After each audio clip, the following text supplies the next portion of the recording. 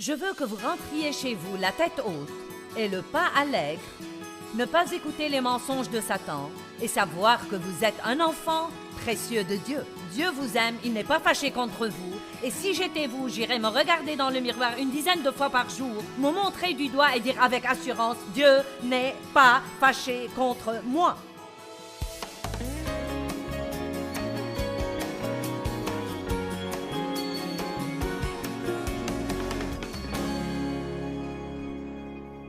Je veux vous parler ce matin du remède au manque d'assurance, car nous avons une épidémie de manque d'assurance dans le monde aujourd'hui.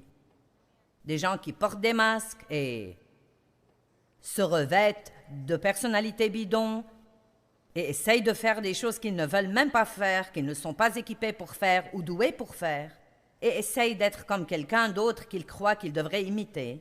Et ils sont blessés et froissés tout le temps à chaque fois que tout le monde ne les applaudit pas. Croyez-moi, Jésus est mort pour que nous ne manquions pas d'assurance. Nous pouvons avoir de l'assurance en lui. Nous devons savoir que même si les autres nous rejettent, Dieu ne nous rejette jamais. Il ne nous rejette jamais. Il nous a acceptés dans le bien-aimé, selon Éphésiens chapitre 2, verset 6. Donc, si vous vous demandez si Dieu vous a accepté ou non, il ne le fera jamais sur la base de vos bonnes œuvres, mais vous êtes acceptés par votre foi en Jésus-Christ. Romains 14, 17. Je veux aujourd'hui vous parler de la justice, ce que signifie recevoir la justice de Dieu par votre foi en Jésus-Christ. Une chose très incroyable. Après tout, le royaume de Dieu, ce n'est pas d'avoir le manger et le boire qui nous plaît, mais la justice, la vertu morale, cet état qui rend un homme une personne agréable à Dieu, et la paix du cœur et la joie par le Saint-Esprit. Donc, le royaume de Dieu, ce royaume où Dieu nous offre de vivre qui, à propos, est un royaume invisible, mais néanmoins un royaume, et il est le roi de ce royaume. Ce royaume n'est pas d'obtenir tout ce que nous voulons. Ce verset en parle comme du boire et du manger, mais je vais l'amplifier un peu et dire que, bien que Dieu veuille nous bénir, il ne nous a pas appelés à une relation avec lui pour nous donner tout ce que nous voulons. Eh bien, des fois, nous demandons des choses qui sont absolument les pires pour nous, mais nous ne le savons même pas. Nous nous demandons pourquoi Dieu ne nous les donne pas et nous devons le remercier pour sa sagesse, parce qu'il ne nous donne que ce qu'il veut que nous ayons et non pas tout ce que nous demandons.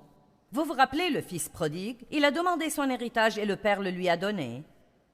Et plus tard, ça s'est avéré être une bénédiction, mais au départ, il a découvert que ce n'était pas la chose dont il avait besoin ou qu'il voulait, car de toute façon, il a tout gaspillé. Il voulait son héritage, mais il n'avait pas la maturité pour savoir comment le gérer. Et donc, il y a beaucoup de choses que Dieu a, disons à la banque pour vous et pour moi, des choses qui ont été achetées et payées par Christ. Ce pourrait être un poste supérieur au travail. Ce pourrait être exercer votre don ou votre talent à un plus haut niveau. Ce pourrait être n'importe quoi. Ce pourrait être plus d'argent, par exemple. Ce pourrait être une position de pouvoir. Dieu veut que nous ayons le mieux du mieux. Nous sommes ses enfants et il veut que nous ayons le mieux. Pourquoi voudrait-il que tous les pécheurs aient les bons trucs pendant que nous rampons dans la boue pour manger des restes?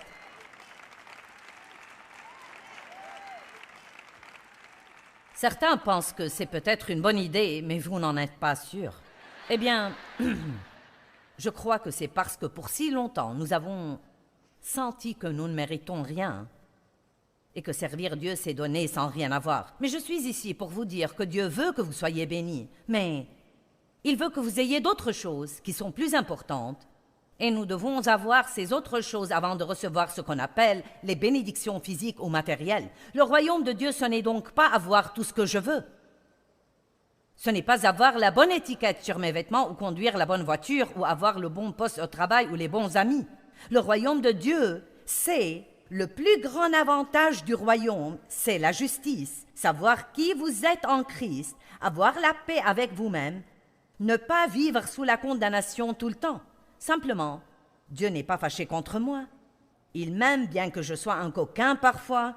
Je suis pardonné, complètement pardonné. Chaque jour est un jour tout neuf, un départ tout neuf. La miséricorde de Dieu est nouvelle tous les jours et je m'aime en Jésus-Christ.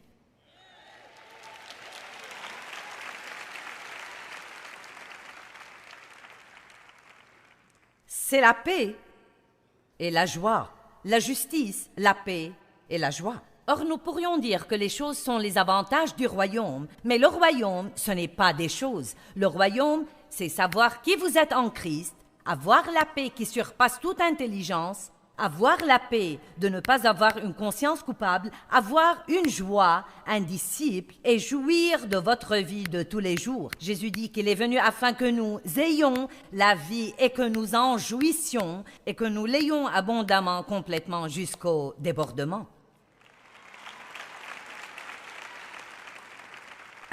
Donc, après avoir passé de nombreuses années comme chrétienne, non, mais j'ai reçu Christ quand j'avais 9 ans et donc j'étais régénérée depuis longtemps, mais j'ai passé beaucoup d'années sans même savoir ou comprendre ce qui m'était arrivé. J'allais à l'église avec des parents que nous visitions et j'allais et je voulais être sauvée.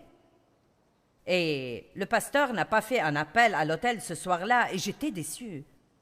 Mais j'avais 2 de mes cousins avec moi. Je les ai attrapés par la main et j'ai dit « Allons, nous allons descendre et être sauvés. » Je trouve ça plutôt drôle car je disais aux autres ce qu'il faut faire depuis longtemps. Et je suis allée au pasteur et mes larmes coulaient à flots et j'ai dit « Est-ce que tu peux me sauver ?» J'ai reçu Christ. Non, mais mon âme a été nettoyée. Ne sachant rien, néanmoins, j'ai triché dans un jeu de cache-cache le lendemain et j'ai cru que j'ai perdu mon salut. Et c'est plutôt une histoire drôle, mais n'est-ce pas vraiment ce qui nous arrive beaucoup de fois? Vous savez, nous recevons un nouveau départ avec Christ, puis nous faisons quelque chose de mauvais. Oh, je l'ai perdu! Donc nous croyons que nous devons nous réengager et nous reconsacrer et refaire tout à nouveau. Et vous savez, être sauvés de nouveau. Et bien que vous soyez régénérés, vous allez faire des erreurs et tricher dans un jeu de cache-cache, pour ainsi dire, de temps en temps dans votre vie. Car bien que vous soyez mort au péché, cette nouvelle partie de vous, cette partie régénérée de vous, ne veut rien avoir avec le péché. Romains 6, 23 dit « Vous êtes morts au péché ». Le péché n'est pas mort. Le péché est toujours bien vivant sur la planète Terre. Et le diable, quand j'étais une enfant de 9 ans et que ma tête était contre le mur de la maison blanche de ma grand-mère, et mes cousins étaient allés se cacher, m'a tenté de jeter un coup d'œil furtif.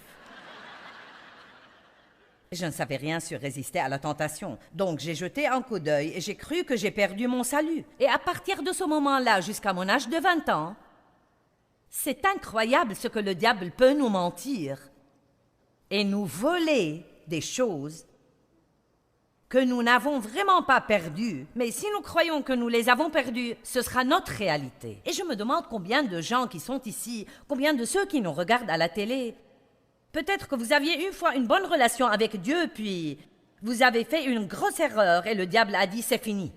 Dieu ne veut rien à faire avec vous, il est fâché contre vous, il vous a oublié, vous ne pouvez jamais revenir. Eh bien, le diable est un menteur. Et ne le laissez pas vous faire ce qu'il m'a fait et vous dépouiller de 10 ou 15 ou 20 années de votre vie avant que vous ne vous réveilliez et réalisiez que c'était un mensonge et une tromperie et que Dieu vous aimait tout le temps.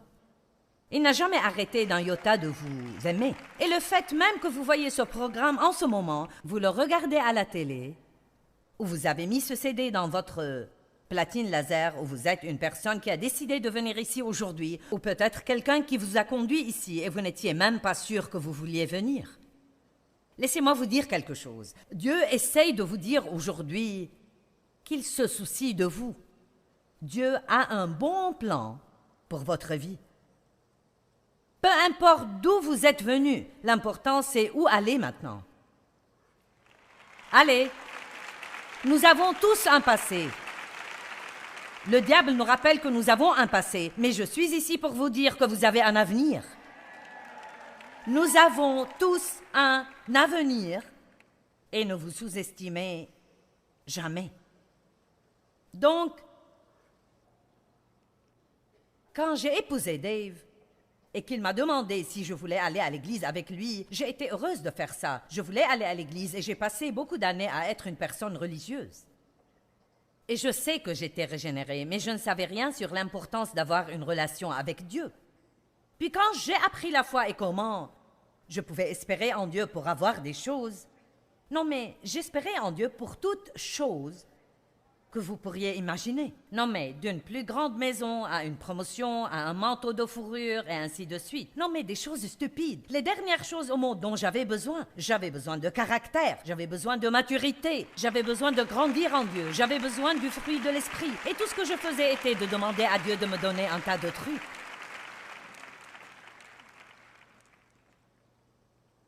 Puis j'ai appris Romains 14, 17, et j'ai su que le royaume de Dieu, ce n'est pas ce genre de choses.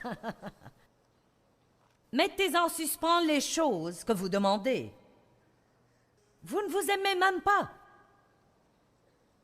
Vous ignorez qui vous êtes en Christ. Je croyais tout le temps que Dieu était fâché contre moi. J'avais un tel complexe de culpabilité. Je traînais mon sac de culpabilité avec moi partout où j'allais. Je le prenais à l'église, à l'épicerie, j'allais au lit avec, je me levais le matin avec. Je ne me sentais pas bien si je ne me sentais pas mal. Quelqu'un ici a eu un cas aussi grave que le mien? Mais croyez-moi, quand j'ai commencé à avoir un peu de paix, j'ai pensé, il y a quelque chose qui cloche. Ce n'est pas bien, je devrais me sentir coupable. Et c'était en grande partie parce que mon père avait abusé sexuellement de moi et j'ai toujours cru qu'il y avait quelque chose qui n'allait pas chez moi. Et quand vous avez ce disque qui tourne dans votre tête, qu'est-ce qui ne va pas chez moi, qu'est-ce qui ne va pas chez moi? Quelqu'un a jamais entendu ça? Qu'est-ce qui ne va pas chez moi, qu'est-ce qui ne va pas chez moi? Parfois, Dieu doit travailler avec nous quelques années pour renouveler notre pensée, pour nous rendre compte que quand Dieu dit « J'ai fait de vous une nouvelle créature par votre foi en Christ et que les choses anciennes sont passées et que toutes choses sont vraiment devenues nouvelles. » Et donc, j'ai fait un cheminement parce que je n'avais aucune justice. Je me sentais coupable tout le temps, je n'avais aucune paix et tous ceux qui me côtoyaient, je ne leur donnais pas beaucoup de paix non plus.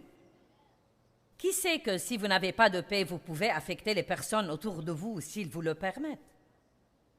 Je n'ai pas pu affecter Dave parce qu'il ne m'a pas permis de le rendre malheureux.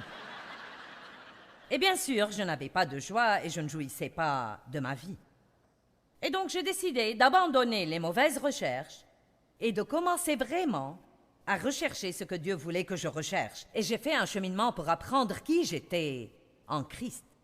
Et j'aurais aimé vous dire qu'il y avait un groupe de gens qui m'ont enseigné ces choses comme je suis en train de vous les enseigner, mais ce n'était pas le cas. J'ai dû les découvrir toute seule, donc ça m'a pris plus que ça va vous prendre peut-être. Et je rends grâce à Dieu maintenant pour ce que je sais. Et chaque fois que vous apprenez un peu de vérité, remerciez Dieu pour cette vérité que vous avez parce que c'est une vérité qui vous libère. Et j'essaye de partager avec vous beaucoup de vérités ici ce week-end. Je ne sermonne pas, ce n'est pas de la publicité. Ce n'est pas une session de majorette pour le Saint-Esprit où j'essaye de vous exalter puis de vous renvoyer chez vous. Je veux que vous rentriez chez vous la tête haute et le pas allègre, ne pas écouter les mensonges de Satan et savoir que vous êtes un enfant précieux de Dieu. Dieu vous aime, il n'est pas fâché contre vous, et si j'étais vous, j'irais me regarder dans le miroir une dizaine de fois par jour, me montrer du doigt et dire avec assurance, Dieu n'est pas fâché contre moi. Faites ça jusqu'à ce que ça devienne une réalité dans votre vie. Vous voyez, ce qu'il y a, c'est que ces choses que Dieu nous offre, ces choses du royaume, la justice, la paix, la joie, la sécurité, la confiance, toutes ces choses merveilleuses, l'assurance, sont toutes des choses pour votre âme. Et quels que soient les vêtements que vous mettez sur votre corps, quel que soit le groupe auquel vous appartenez ou la voiture que vous conduisez, que votre nom soit sur une porte de bureau ou sur une petite plaque sur votre bureau, nous nous enthousiasmons pour des choses stupides. Nous croyons que c'est si important. Si vous êtes malheureux à l'intérieur, rien de tout ça ne fait de différence.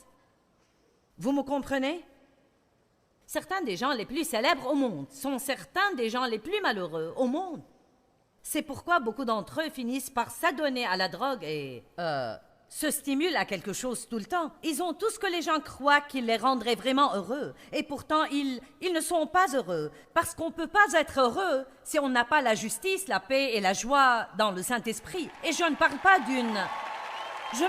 en fait d'une paix que vous avez quand tout va bien avec vous. Je vous ai lu la liste hier soir. J'ai fait pendant 42 jours une liste des différentes choses qui m'étaient arrivées. Et pendant 40 jours, j'ai eu 34, soi-disant, tribulations différentes. Et je ne m'en serais même pas souvenu si je ne les avais pas notées. Et je les ai notées pour en faire un message. Et ce qu'il y a, c'est que parce que maintenant j'ai vraiment cette paix, et je sais que Dieu m'aime vraiment, et je sais qu'il marche devant moi, et je sais qu'il peut s'occuper de tous mes gâchis, et je fais confiance à Dieu pour résoudre toutes ces choses, une par une, une par une, une par une. Si vous attendez de ne plus avoir de circonstances puantes pour avoir la paix, vous allez attendre longtemps.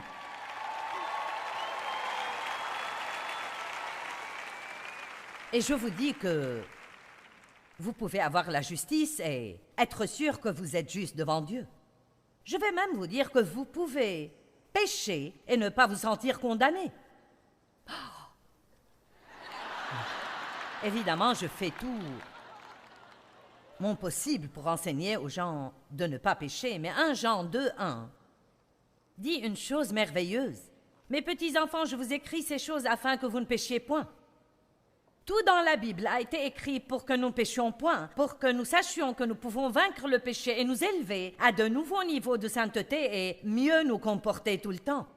Mais c'est un cheminement et pendant que je le fais, je peux faire quelques erreurs.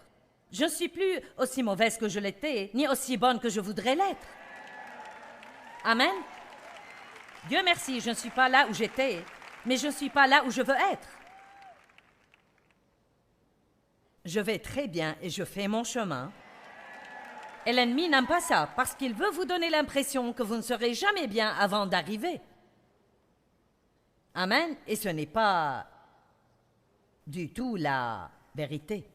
Dieu a un bon plan pour notre vie. Il nous aime. Il sait d'où nous sommes venus. Il sait où nous allons. Et il ne va jamais renoncer à nous. Nous devons donc apprendre à espérer de Dieu les choses qui sont les plus importantes dans nos vies, non pas un tas de trucs, mais la justice, la paix et la joie dans le Saint-Esprit, et d'arrêter de courir après des choses qui ne peuvent vraiment pas nous rendre heureux, et d'apprendre qui nous sommes en Christ, comment nous pouvons avoir la paix même quand nos circonstances ne sont pas bonnes. Quelles que soient vos circonstances ce soir, il y a de fortes chances que d'ici 1 ou 2 semaines, vous ne les aurez pas, ou d'ici 1 an, mais vous en aurez d'autres peut-être. Vous dites, ce n'est pas très encourageant. Eh bien, c'est la vérité.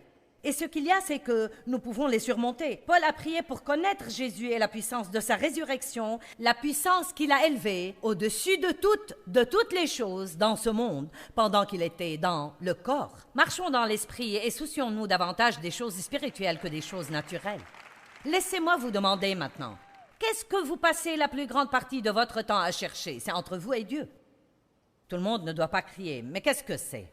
Eh bien, j'espère de Dieu un mari. Eh bien, vous avez peut-être besoin de quelque chose d'autre avant de l'avoir. Ou vous voulez savoir qui vous êtes en Christ, car si vous recevez un mari et que vous comptez sur lui pour vous donner l'impression que vous avez de la valeur, vous allez vous fâcher contre lui à chaque fois qu'il ne vous dit pas que vous êtes merveilleuse. Allez maintenant, est-ce que vous êtes avec moi?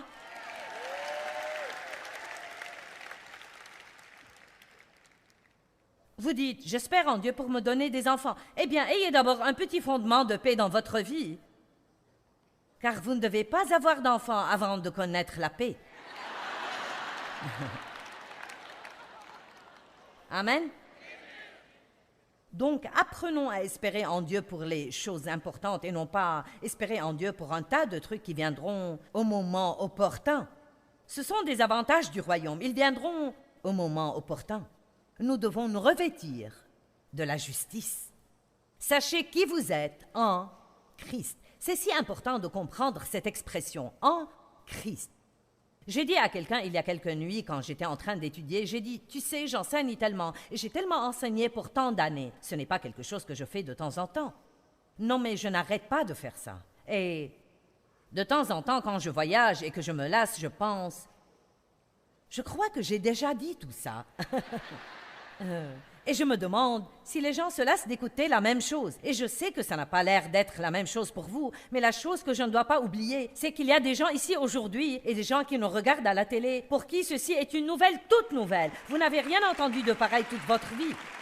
Non mais vous dites, sérieusement, Dieu n'est pas fâché contre moi? Sérieusement, je peux être juste devant Dieu, je peux croire que je suis juste devant Dieu, je peux avoir la paix, je peux avoir la joie. T'es vraiment sérieuse? Et donc je vais continuer à le dire aux gens et continuer à le dire aux gens jusqu'à ce qu'il n'y ait plus de gens sur terre qui sont dans l'esclavage.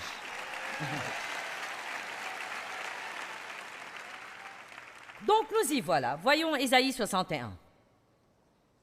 Je vais en lire plus que je n'ai besoin de lire, mais j'aime ces versets, donc permettez-moi. Ésaïe 61, 1. L'Esprit du Seigneur Dieu est sur moi, car le Seigneur m'a oint et m'a qualifié pour prêcher l'évangile de la bonne nouvelle aux humbles, aux pauvres et aux affligés. Donc la bonne nouvelle de l'évangile est pour un groupe de gens souffrants, embrouillés. Quelqu'un peut dire, ce doit être pour moi?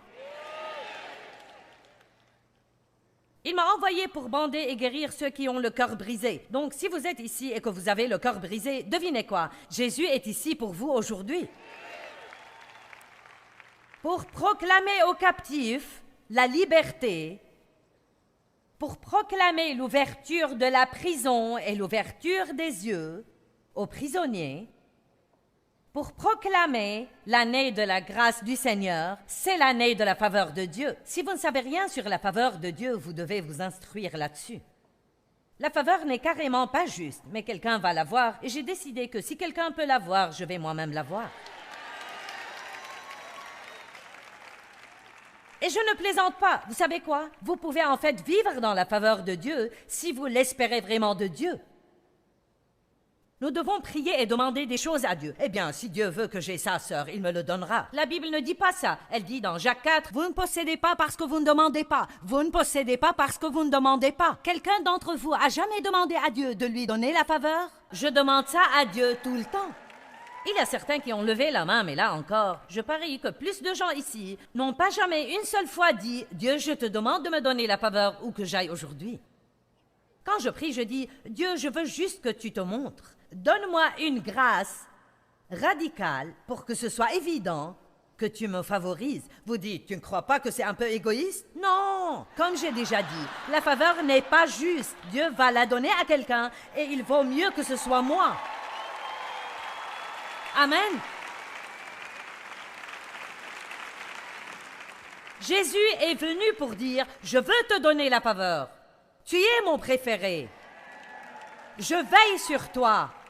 J'ai un bon plan pour toi. Juste pour une minute, arrêtez de penser que Dieu aime le monde entier et pensez qu'il vous aime à vous. À vous. La faveur. L'année de sa faveur. N'espérez pas pour peu pour vous débrouiller, espérez pour le mieux. Oh, merci, merci.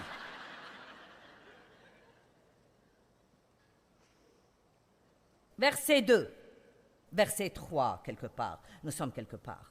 Je vais recommencer. Pour proclamer l'année de la grâce du Seigneur, l'année de sa faveur, et le jour de la vengeance de notre Dieu. Cela signifie que Jésus dit, je vais m'occuper de vos ennemis.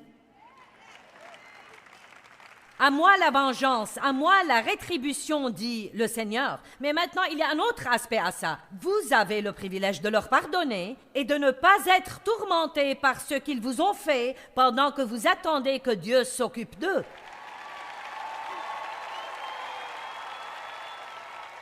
Mais hey, si vous continuez à vous débrouiller seul, Dieu ne fera rien avant que vous ne finissiez. Mais c'est un autre message, n'est-ce pas? Pour consoler tous les affligés, pour accorder la consolation et la joie aux affligés de Sion, pour leur donner l'ornement au lieu de la cendre, une huile de joie au lieu du deuil, un vêtement de louange au lieu d'un esprit abattu. Ça alors, quel échange! Dieu prend votre gâchis et vous donne sa bénédiction. Vous voyez, tout ce que Dieu nous offre, c'est quelque chose que nous ne méritons pas. mais il veut que nous le recevions par la foi. Allez, c'est la grâce. La grâce est une manifestation de la faveur de Dieu dans notre vie. Vous ne recevez pas quelque chose parce que vous le méritez. Vous devriez vous humilier et dire, Dieu, je vais le recevoir parce que tu as envoyé ton Fils pour le payer. Je sais que je ne le mérite pas, mais c'est ce qui le rend si radicalement étonnant.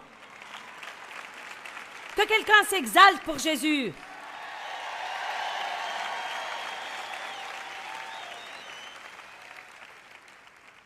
Puis il continue à parler. Nous allons maintenant sauter au verset 7. J'aime ça. Au lieu de votre première honte, vous aurez une récompense double. Ton peuple se réjouira de sa part. Par conséquent, dans leur pays, non pas quand ils mourront et iront au ciel, mais dans leur pays, ils posséderont le double de ce qu'ils ont perdu et leur joie sera éternelle. Puis-je vous dire quelque chose? Dieu va toujours vous donner plus que ce que le diable ne vous a enlevé. Vous m'avez entendu, j'ai dit que Dieu va toujours vous donner plus que ce que le diable ne vous a enlevé.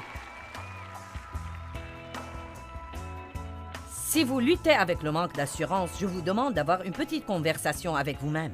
Rappelez-vous qui vous êtes en Christ et n'oubliez pas que sa justice est la vôtre en cadeau. Et soyez sûr que Dieu vous aime vraiment et qu'il vous veut le mieux à tout moment.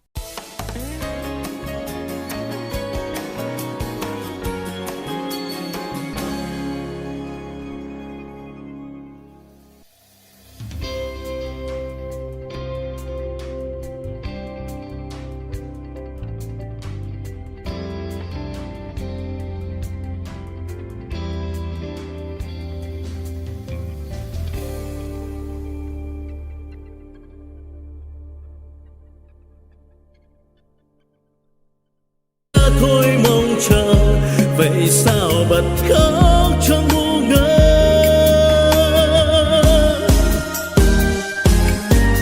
vẫn thế đây bao lâu nay em không hay chỉ một mình anh ngồi khóc nước mắt đây riêng nơi đây em không hay sự thật là anh nhớ em người giờ đã xa lời hẹn ước đâu rồi nước mắt đây rơi biết bao lâu thì khô vẫn thế đây bao đêm say em không hay từng giọt buồn sao mặn đắng nhưng lúc ấy anh loay hoay trong cơn say lại nhầm rằng em ở đây người giờ đổi thay tình mình vẫn đong đầy thế mới biết anh vẫn yêu em vì sao tìm quên chốn xưa ngày ta quen.